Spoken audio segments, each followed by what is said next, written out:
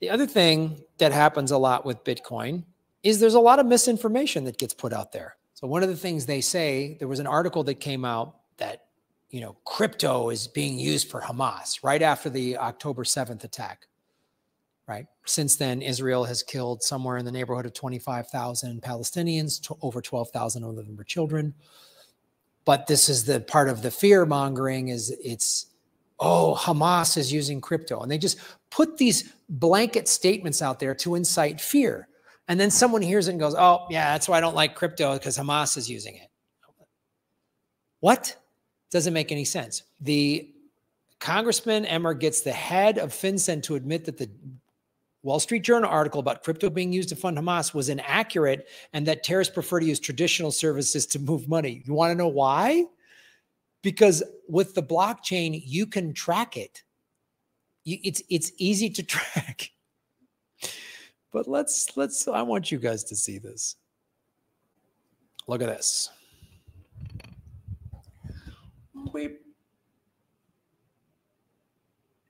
Thank you, Madam Chair, and I want to thank Chairman McHenry for holding this important hearing today, and I want to thank you, all of our witnesses, for your testimony. On October 10th, 2023, the Wall Street Journal reported that between August 2021 and June 2023, Hamas received 41 million in digital assets, and the Palestinian Islamic Jihad received 93 million in digital assets. Undersecretary Nelson, is this Treasury's assessment too? Because the world's leading blockchain analytics firms have called this a misinterpretation of the data, and that the amount that any terrorist might have received is significantly small. Misinterpretation of the data is a very polite Congressional three-piece suit way of saying they lied. They're liars. They're big, fat, dumb liars. But we'll let this guy continue. Thank you for that question, Congressman. And yes, I think that assessment largely tracks with our own. The numbers noted in the Wall Street Journal piece talked about wallets, but not necessarily the sort of disaggregated among the wallets. It's assets that people had in their wallets, as opposed to what was specifically going to the Palestinian Islamic Jihad. That's what we think is most likely, and we also assess that terrorists still prefer, frankly, to use traditional products and services. But this is something that we are obviously monitoring very closely. And I appreciate that. How much do you think actually got into the hands of Hamas or the Palestinian Islamic Jihad? I think we can have a classified conversation about precise numbers or expectations. I think we have done, both Hamas and the PIDGE, a good job at identifying the virtual asset service providers that they've relied on and the financial facilitators that they have historically relied on that would tend to use virtual assets. So we don't expect the number is very high, particularly. I'd love to take you up on that, because I sent a letter with several other members right after this erroneous Wall Street Journal report asking for specific information. So we'll take you up on that offer. Undersecretary Nelson, you said that digital assets are not the preferred means of terrorist financing, but I want to be clear, digital assets were not even a popular tool for Hamas or the Palestinian Islamic Jihad, correct? I think that's correct, and one of the reasons that is because our work with our counterparts in Israel prior to October 7th. I'll give you credit for that, but I'm going to reclaim my time, because I really want to make just a record here, because regardless, to be clear, Hamas is using crypto in relatively small amounts compared to what's been widely reported. That's correct. That's our assessment. Yeah. Does Treasury have a responsibility to correct the record here? And perhaps this is involving some of the classified information you talk about. Because I understand that, like today, with FinCEN, Treasury has acknowledged that digital assets are not the preferred financial product for terrorists, but Treasury has the data to paint the correct narrative of crypto and how it's used. And instead, we have senators who are legislating on these false figures and major CEOs using these figures to inform their perspectives on digital assets. Sure, we can go to chain analysis and use their third-party reporting, but Treasury already has the data. So doesn't Treasury have a responsibility to correct the record here? We put out a number of reports on illicit finance risk in the context of virtual assets, and I think we have clearly stated while there's not a significant uptake that we perceive.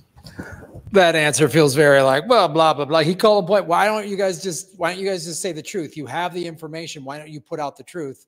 And then this Treasury guy gives one of those, I cannot confirm or deny, and I blah, blah, blah, and corporate speak, blah, blah, blah, blah, blah, double talk, double talk, double talk, blah, blah, blah, cover my ass, double talk. Let's listen to more.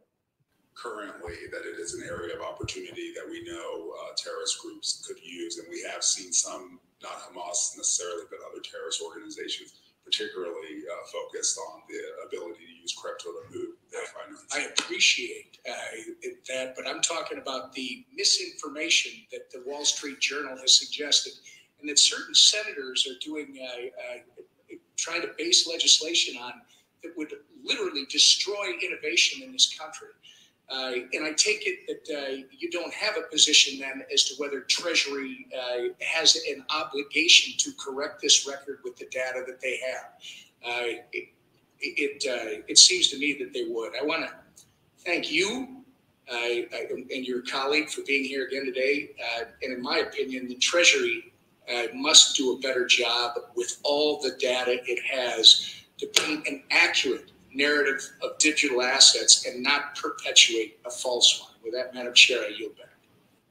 But bam! Wow, that was. Thank you, Madam Chair. No, sorry, he's going to go again. That was pretty bold, man.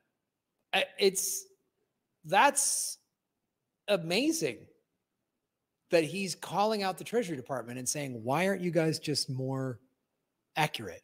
Just, you have the information, be more accurate." And he's saying you're propagating misinformation like what the Wall Street Journal did. And now there's people in the Senate and the Congress introducing these bills, Liz Warren, that are based on inaccurate information. He kept hammering that guy. That was impressive. The dirty face guy. So that means probably he's Catholic. That's probably Ash Wednesday. That's what that is. I was raised Catholic, but I don't practice anymore. But that's what that was.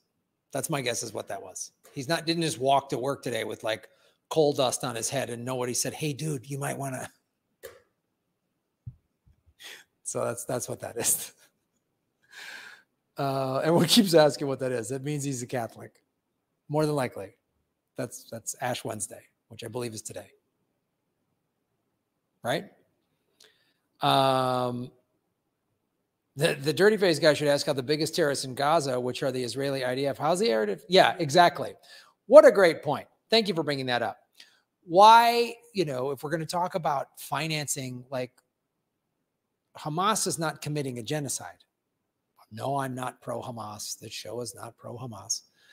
But Israel has been bombing for 100 and some days now. And who's financing them? The United States. The United States outspends the next 12 countries combined on military. Combined. Our current military budget is somewhere in the neighborhood of about $860 billion. Next up is like Russia at 200 some billion, and then China's another like 200 billion. If we were to cut our military budget in half, we would still be outspending Russia and China $200 billion individually. We'd be outspending them by $200 billion if we cut our budget in half. And we're trying to make crypto the bad guy for funding terrorism. Number one polluter in the world is the United States military.